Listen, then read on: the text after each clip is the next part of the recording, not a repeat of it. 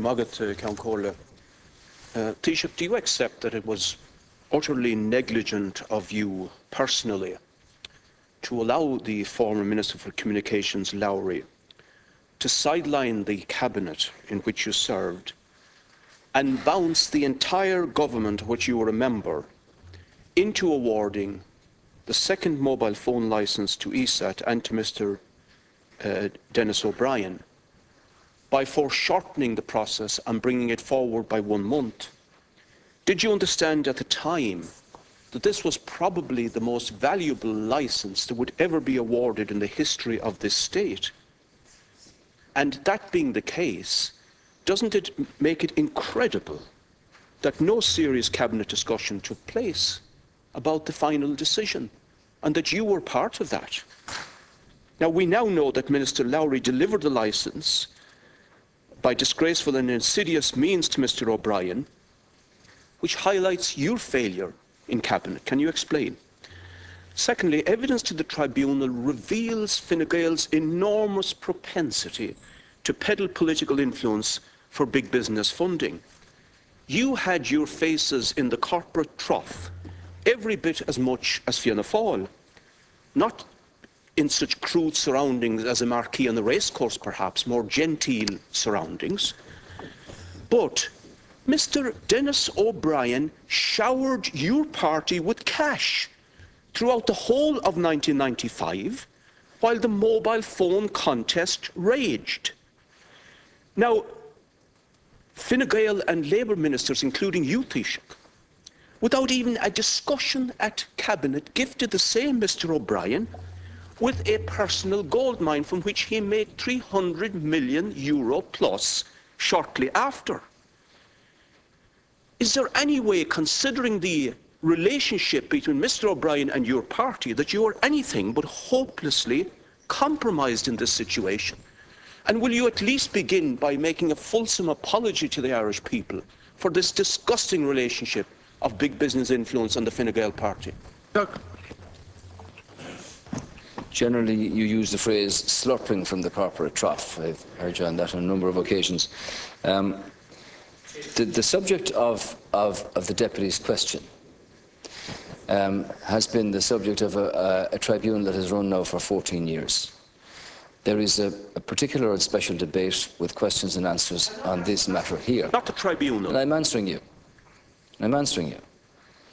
If you're ever lucky enough to serve at cabinet level in the future, you might find yourself in a position where whatever ministry you serve in might be given responsibility of a subcommittee to deal with particular issues.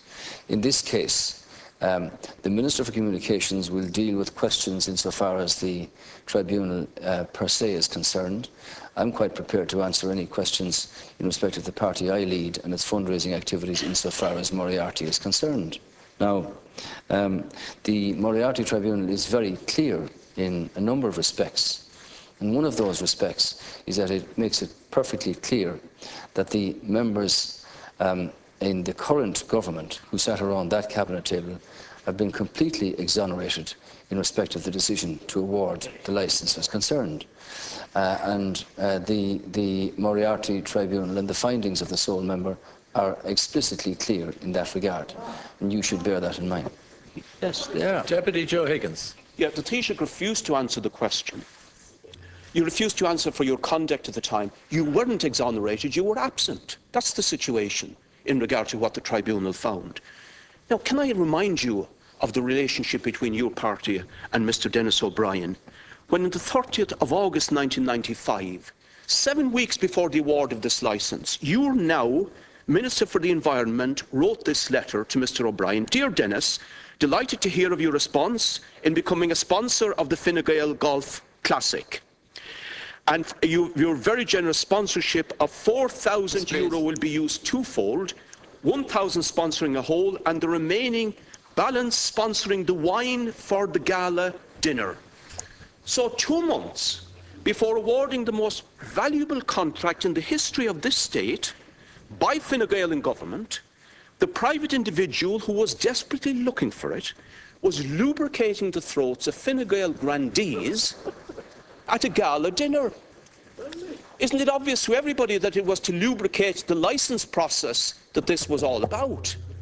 Now, is there any way to describe this other than a corruption of government and a peddling of government by you in Fine Gael for funds from big business?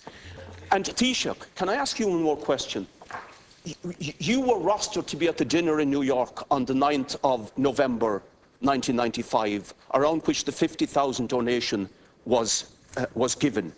A private dinner. Are you aware of the letter from Mr. Austin to the Minister? This is question time. You have Yes. a chance of putting on the record what you like when we get to the debate. Yes, but this is leaders' questions. Right. Let me You're expired. Your time. You're 40 seconds right, over your time. Can I just finish by asking? Please pose a question. Yeah.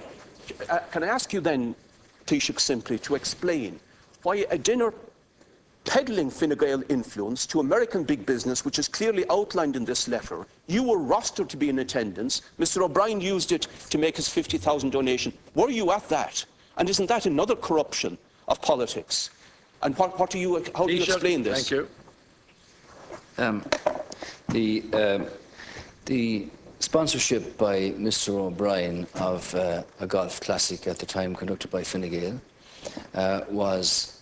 wasn't an individual thing. There were many companies that who sponsored many golf classics around the country. I'm not sure whether the letter was carried through or not in respect of sponsoring of wine or whatever. Now, you said that I was rostered to be in New York. Yes. Well, I'm not sure from what